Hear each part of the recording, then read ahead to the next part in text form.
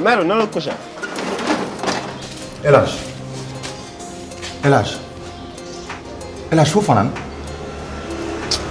waaw mais yéen lan moo xew Bintu yéen da ngeen ma bëgg dofloo wala qu'est-ce qui se passe. yow xanaa bala ngaa xuloo di nga nuyoo. yegg si rek jàmm ci répartikel.